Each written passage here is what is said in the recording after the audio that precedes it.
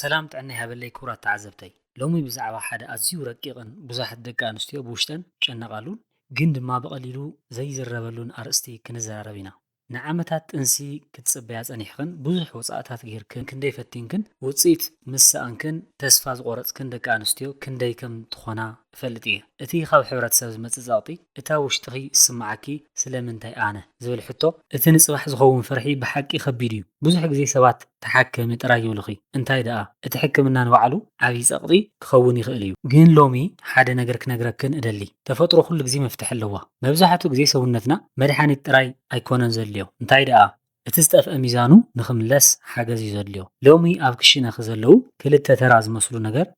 ግን ድማ ተኣምራዊ ሓይሊ ዘለዎም ነገራት ከመይ ገይሮም ማህፀንኪ ንጥንሲ ከም ዘዳልዎ ንሆርሞናትኪ ከም ዘስተኻኽሉን ብዝርዝር ክንርኢና እወ ብዛዕባ መዓርን ቀረፋን እዩ እቲ ሎማ ርእስትና ማለት እዩ እምበር ክሳብ መወዳእታ ምሳይ ፅንሓ ምክንያቱ እቲ ሚስጥር ዘሎ ኣብ ተጠቃቅማን እቲ ኣብ መወዳእታ ዝህበክን ኣገዳሲ መጠንቅቕታን እዩ ቅድሚ ናብቲ ዝርዝር ምእታውና ግን ሓደ ሳይንሳዊ ሓቂ ክነግረክን ደሊ ሰብነት ጓል ኣንስተይቲ ከም ሓደ ረቂቕ ሰንሰለት እዩ ሓደ ሆርሞን እንተተዓንቂፉ እዚ ካልእ ኩሉ ይወድቕ ልክዕ ከምቲ ናይ ዶሚኖ ፆታ ማለት ኣብ ስነ ምፍራይ ዝዓበየ ፀላእ ጥንሲ ልዑል ኢንሱሊን እዩ ኣብ ደምኪ ዘሎ ናይ ሽኮር መጠን ምስ ዝውስኽ ሰብነትኪ ኢንሱሊን ብበዝሒ የፍርይ እዚ ልዑል ኢንሱሊን እዚ ድማ ቀጥታ ናብ መፍረይ እንቁላሊሕኺ ወይ ከዓ ኦቫሪ ብምኻድ ነቲ እንቁላሊሕ ከይበሰለ ንኽተርፍን ዑደትኪ ንኽዛባዕን ይገብር ቀረፋን መዓርን ነዚ ሰንሰለታዊ ውድቀት እዚ ንምዕጋትን ነቲ ተዓፅዩ ዝነበረ ማዕፆ ወሃብታት ንምኽፋትን እዮም ዝሰርሑ እሞ ናብቲ ናይ መጀመርያ ሓሳብ ክወስደክን ናብቲ ናይ መጀመርያ ተኣምራዊ ዝኾነ ቀረፋ ክወስደክን እምበር ቀረፋ ቅመም ጥራይ ኣይኮነን ቀረፋ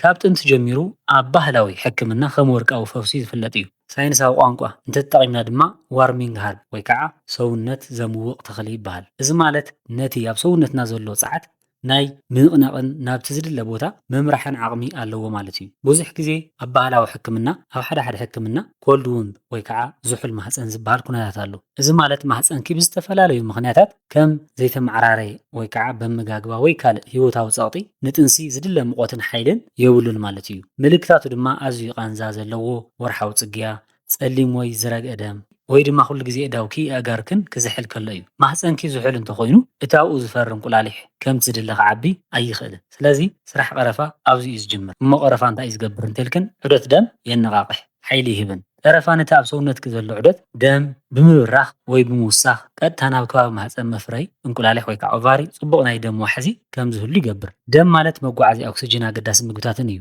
ማህፀንኪ እኹል ደም ክረክብ ከሎ እቶም ዋሕታት መንደቕ ማህፀን ብጥዕና ይዓብዩ እቲ ኣብቲ ከባቢ ዝርከብ መርዛማ ጓሓፍ ድማ ብቐሊሉ ይውገድ ብፅሩይ መንደቕ ማህፀን ድማ ተሓድሽ ሂወት ተጣቢቑ ንኽዓቢ መበገሲ ይኸውን ካልኣይ PCOS ንምቕልባስን ሆርሞን ንምስራዕን ሎሚ ብዙሓት ደቂ ኣንስትዮ ኣብ ቀደም ኣዴታትና ዘይፍለጥ ዝነበረ PCOS ዝበሃል ወይ ከዓ ፖሊስቲክ ኦቫሪ ሲንድሮም ኣለዎን እቲ ዝዓበየ ሚስጥር ድማ ኣብ ኢንሱሊን እዩ ተሓቢኡ ዘሎ ንብዙሓት ደቂ ኣንስትዮ ሰውነተን ንኢንሱሊን ብግቡእ ክጥቀመሉ ኣይኽእልን እዚ ድማ ንሆርሞናት ከየዘባርቆ ቀረፋ ከም መፍትሒ ኮይኑ ነቲ ተዓፅዩ ዝነበረ ማዕፆ ወሃይታት ይኸፍቱ ሰውነትኪ ንኢንሱሊን ብግቡእ ንኽጥቀመሉ ብምግባር እቲ ኣብ ደምና ዘሎ ልዑል ሽኮር ንኽጎድል ይገብር እዚ ምስ ዝኸውን ድማ እቶም ንጥንሲ ኣገደስቲ ዝኾኑ ኤስትሮጅንና ፕሮጀስትሮን ድማ ናብ ንቡር ሚዛኖም ይምለሱ ቀረፋ ብቐጥታ መድሓኒት ኣይኮነን እንታይ ደኣ ንሰውነትኪ ነቲ ዝጠፍአ ሚዛኑ ንኽምለስ ዝሕግዝ ናይ ተፈጥሮ መሳርሒ እዩ እቲ ካልኣይ መተሓውስቲ ወይ ከዓ መዓር ኣብ ንርኢ ድማ እዚ ተፈጥራዊ ፈውሲ እናተባህለ ዝፅዋዕ እስኪ ሕጂ ናብቲ ጥዑም መዓር እንመለስ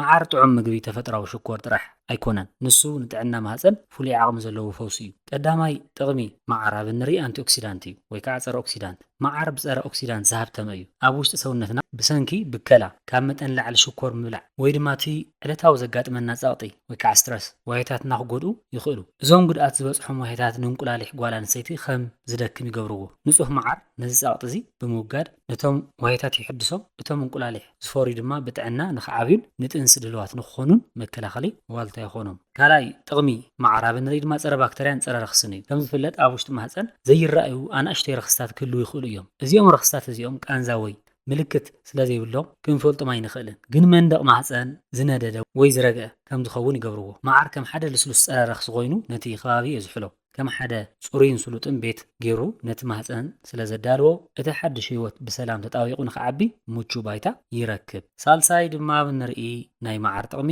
እዚ ከዓ ንደቂ ተባዕትዮ ማለት እዩ። እዚ ውህደት እዚ ንደቂ ተባዕትዮ እውን ኣዝዩ ረብሓ ኣለዎ። መዓር ንጥፈት ጥዕና ዘርኢ ደቂ ተባዕትዮ ብምምሕያሽ ንጥንሲ ዝሓሸ ዕድል ይፈጥር። ማለት እዚ መዓርን ቀረፋን ንክልቲኡ ወገን ዝጠቅም ናይ ጥዕና ካልእ ንብዙሓት ሰባት ዘይነገርኩን ሓደ ዓብይ ሚስጥር ድማ ናይ ጸቕጢ ሆርሞን ወይ ከዓ ኮርቲሶል ዝበሃል ኣብ እዋን ጭንቀት እንፍንዎ ኮርቲሶል ዝበሃል ሆርሞን ኣሎ። ንዓመታት ጥንሲ ክትጽበይ ከለኺ ካብ ወገንኪ ካብ ሰብኣይኪ ወይ ካብ ከባቢ ክዝመጽእ ናይ ምውላድ ጸቕጢ ኣብ ውሽጢ ፍርሒ ይፈጥር። ኮርቲሶል ልዑል ምስ ዝኸውን ድማ እቲ ኣእምሮኽን ማህፀንኪ ዝሰዶ ናይ ምፍራይ መልእኽቲ ይዕጾ እዩ። ምክንያቱ ሰብነትኪ ሕጂ ዓብይ ጸቕጥን ሓደጋን ኣሎ ንጥንሲ ምቹው ግዜ ኣይኮነን ኢሉ ስለ ዝትርጉሞ መዓርን ቀረፋን በቲ ዘለዎም ልስሉስ ተፈጥሮ ነቲ ናይ ሰብነትኪ ናይ ነርቭ ስርዓትን የዝሕልዎ። ንግሆ ተሲኺ ነቲ ውህደት እዚ ክትሰትይ ከለኺ ንሰብነትኪ ኩሉ ሰላም እዩ ዝብል ተፈጥሮኣዊ ናይ ምርግጋእ ጻዕቲኺ ትህብዮ ዘለኺ። እዚ ድማ ነቲ ናይ ምጥናስ ዕድልኪ ብዕጽፊ የነቃቅሖ። እቲ ተኣምራዊ ውህደት መዓርን ቀረፋን በበይኖም ጽቡቕ እዮም እንታይ ደኣ ሓቢሮም ክውሰዱ ከለዉ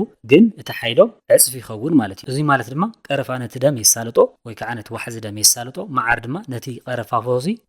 ፈውሲ ናብቲ ዝድለ ዋሂታት ንኽበጽሕ ከም መጓዓዝያ ወይ ከዓ ኬሪየር ኮይኑ የግልግል። ማለት ነቲ መድሓኒት ናብቲ ዝድለ ቦታ ብቐሊሉ የብጽሖ። ሕጂ ናብቲ ወሳኒ ዝኾነ ነጥቢ ክወስደክን ኣሰራርሓ ማለት እዩ። እዚ ተግባራዊ ክፋል ክንሪኢ ከለና ተረኺብክን ካብ ቀረፋ ዓይነት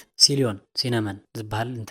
እንተት ዕድጋ ወይ ከዓ እዚ ዓይነት ቀረፋ ስለዚ ዝከኣል እንተኮይኑ ሲሊየን ዝበሃል ቀረፋ ተጠቐሙ። ከመይ ኢልና ክንጥቀመሉ እንተይልክን ፍርቂ ማንካ ናይ ሻሂ ይኣክል እዩ። ንጹህ መዓር ድማ እቲ ተጻረየ መዓር ጥራይ እዩ ወይ ከዓ እቲ ጽሩይ መዓር እዩ እቲ ህይወት ዘለዎ ኢንዛይማት ሒዙ ዝርከብ። እሱ ከዓ ሓደ ዓብይ ማንካ ተጠቕማ። ስለዚ ብድሕሪኡ ፍርቂ ብርጭቆ ሙቐት ሙቕ ዝበለ ወይ ከዓ ለበጥ ዝበለ ማይ ምጥቃም። ስለዚ ኣገባብ ኣደላልኡ ኣብ ንርኢ ድማ መጀመርያ ነቲ ቀረፋ ኣብቲ ሙቐት ዘለዎ ማይ ጌርክን ጽቡቕ ጌርክን ሕወስኦ። ኣገዳሲ ነጥብ እዚኣ ማይ ኣዝዩ ዝፈልሐ ክኸውን የብሉን። ንመዓር ኣብ ፍሉሕ ማይ እንተጌርክዮ እቶም ፈወስቲ ኢንዛይማት ይሞቱ እዮም። ስለዚ እቲ ማይ ክትሰትዮ ይምረጽ ሙቐት ምስ ሃለዎ ጥራይ መዓር ወስኽሉ። እዚ ማለት ኩሉ ምስ ወዳእኺ እቲ መዓር ኣብ መወዳእታ ኣካባቢ ተእትውዮ ማለት እዩ። ንግሆ ባዶ ከብዲ እዚ ከዓ ንግሆ ባዶ ከብዲ ስተይዮ ሰውነትኪ ካልእ ምግቢ ስለዘይብሉ ነቲ መዓርን ቀረፋን ቀጥታ ናብ ደምኪ ወስዶ። ስለዚ ብሓጺሩ ሲለን ቀረፋ ሓደ ማንካ ከዓ መዓር። ኣብዚ መጠንቀቕታ ክብለክን ዝደሊ ጥንስቲ ምዃንኪ ምስ ኣረጋገጽኪ ብኡ ንብኡ ደው ክተብሎ ኣለክን። ቀረፋ ማህፀን ንኽጫበጥ ወይ ከዓ ኮንትራክሽን ናይ ምግባር ዓቕሚ ስለ ዘለዎ ንምንጻል ጥንሲ እውን ከቃልዕ ይኽእል እዩ። ስለዚ ጥንስቲ ምዃንኪ እንተረጋጊጽኪ ወይ ከዓ ከምኡ ዓይነት ምልክታት እንተሪኢኺ ክተቋርጽዩ የላወኪ። ካልእ እውን ሕዱር ሕማማት እንተሃሊክን ከም ሽኮር ወይ ደም ጸቕጢ ካልኦት ሕማማትን ምስ በዓል ሞያ ወይ ምስ ሓኪምክን ክትመኸራ የላወክን። እምበኣር ተኸታተልተይ ሰውነትና ሓያል እዩ ንኽሕከም ድማ ዕድል ሃብኦ። እዚ ቪድዮ እዚ ንሓንቲ እኳ ተስፋ ዝቆረፀት ሓፍትና መታበዒ ክትከውን ትኽእል እያ። ስለዚ ንኹለን ትፈልጠን ኣዕርኽትኽን ኣካፍለአን ከም ዝበለ ፈጥራዊ ተመክሮ ዘለክን ኣሕዋትና ንሓትናን ድማ ሓሳብኩምን ተመክሮኹምን ኣብቲ ናይ ኮመንት ክፋል ኣካፍሉና። ምናልባት ሓንቲ ቃላት ንሓንቲ ተስፋ ዝቆረፀት ሓፍትና ዓብይ ተስፋ ክትከውን ትኽእል እያ። ስለዚ ሓቢርና ንተሓጋገዝ ብኻልእ ቪድዮ እስካብ ንራኸብ ሰላም ቅነ ቻው ቻው።